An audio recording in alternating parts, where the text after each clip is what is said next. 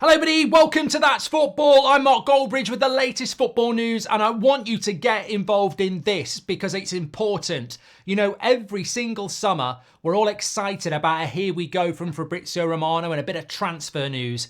Well, actually, it's here we go again. The thing I'd forgotten about that's back with a bang. They've all been on holiday, all those turbo prats, and they're back now for the start of the season. I'm talking about the mainstream. I'm talking about the obsessive, up their own arse opinions that they just won't park.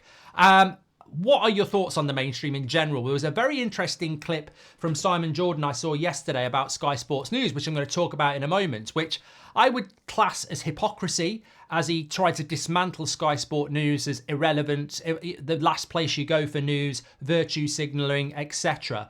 But what I want to start off with is, and I think Liverpool fans, Chelsea fans, maybe, you know, other fans of other clubs with a foreign manager, certainly they tried it with Arsenal and it didn't work, but realistically it's about Manchester United. So Simon Jordan this morning on a certain radio station with a couple of ex-players and Jim White talking about the season ahead. And I just couldn't believe what I was listening to. And I thought, well, this will happen with Arne Slot. And it certainly happened with Arteta. And what it is a ball's not been kicked. And the obsession about Manchester United is right back. Now, I don't know how it works there because, you know, we fortunately, look, we don't agree. I did a video the other day against Alvarez. Most of the comments were against me. I don't mind that because it comes from a place of opinion. But this is agenda press. And it's almost like they go, we need big numbers at the start of this season. Man United have got the biggest fan base. We need to rile them with the same agenda you had at the end of last season. And it's tiresome. It's bloody tiresome. And I almost sit there and go, well, should you ignore it or should you call it out?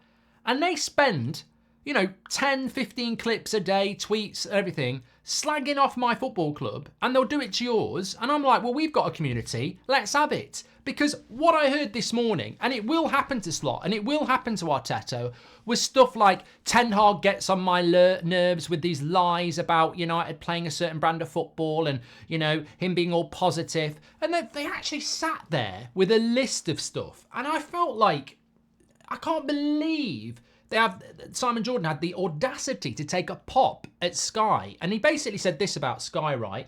The last place you'd go to learn anything, if I want to learn nothing, I'd watch Sky Sports News, virtue signalling, you know, anything but news, as I said. And effectively, I'm watching Talksport going, well, he's probably got a point about Sky Sports News. You know, a lot of people say it's a wash with YouTubers, etc., and it's become all about, you know, wearing the right clothes, etc., and anything but news.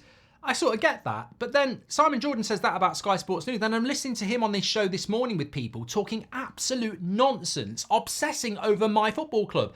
And they were there with a list like they'd done their homework. They actually had a list, and it was things like 8th finish in the Premier League, the worst finish in the Premier League for Manchester United, didn't score a goal in 4 games, worst record for Man United ever with Ten Hag, most goals conceded in the Champions League ever under Ten Hag. All this big list of stuff, like we're all meant to go, oh my God, it's the height of journalism. It's the height of journalism as some ex-player gets handed a sheet from some, you know, bloody work experience guy who's just basically done a Google search of, or even probably ChatGPT, give me 20 reasons why Ten Hag's not a good coach.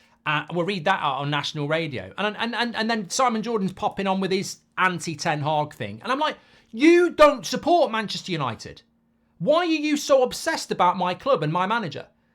You don't support Manchester United. So why before the start of the season are you piling onto a manager that's just won the last competitive game of the English domestic season? We are FA Cup winners. We beat Man City. No one's played a competitive game since then. And you're listing off, 8th in the league under Ten Hag, worst goals conceded in the Champions League under Ten Hag. And I think, you know what?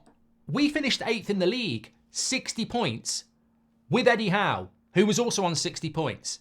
But Eddie Howe might be good for the England job, according to these pundits. Oh, no, don't say anything wrong about Eddie Howe, though, because Eddie Howe's a good lad. Eddie Howe's a good lad. He's done a good job at Bournemouth. He's got an English passport. We'll leave Eddie Howe alone. So, yeah, we did finish 8th, but we had 60 points. We also had, factually, a ridiculous injury record where we could barely put a back four out for most of the season. We also had off-field activities with Sancho, Antony, Rashford and many others that caused huge issues. We also had a sale of the club halfway through season. We ignored the transfer window in January. Manchester United had an absolute shit season last year, and there was a multitude of reasons for it. And as Manchester United fans, we're like, we got an FA Cup out of a terrible season, happy days, push that away, and let's hope for better times now with the stability of a new ownership and a manager that's staying and a team that hopefully won't be as injured. And we may not be saying we're going to win the league. Some of us are concerned we'll even get top four, but we look forward to a season with a bit more stability. And then you've got this pile on before the season's even started.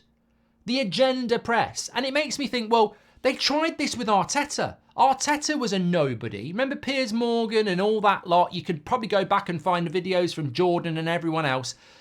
Arteta this, Arteta that, Arteta out. The media were at that. Arteta was the guy they wanted gone because at that point, it was like Mourinho and Ollie who were in charge of United. Well, we like them. But Arteta was the guy. And Arteta sat them down by winning things. Arne Slot will probably get the same thing. I'm tired of it. I'm really, really tired of it. I'm tired of I don't mind opinion. But to me, it's just this pile on straight away. And we'd forgotten about it over the summer because they've been on bloody holiday. They're back again with, hours of dead content to fill.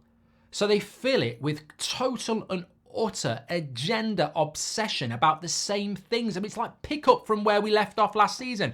Man United, we need Man United callers. Right, Ten Hag's a load of shit. He's the worst manager ever. Not played a game yet. Don't matter. My agenda's got to be right. How can you be so obsessed about Eric Ten Hag when you don't support Manchester United? That's what I find incredible. Every single bloody day, there's a clip about Ten Hag this, Ten Hag that. You don't support Manchester United. So if you don't support, I don't profess to know the ins and outs of Arsenal, the ins and outs of Chelsea. On this channel, I'll do match reactions, and I'll say I thought Arsenal were really good today. I'll say Liverpool looked really exciting under that. If Chelsea start well with Maresca, I'll go, I got it wrong. I thought it wouldn't be that good, but I got it wrong.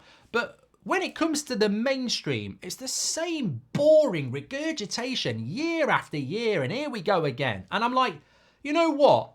This is the year where everyone starts the season with ideas. You rebrand. Oh, it's the same channel as it was before, but we're calling it something else. We've all seen people doing that.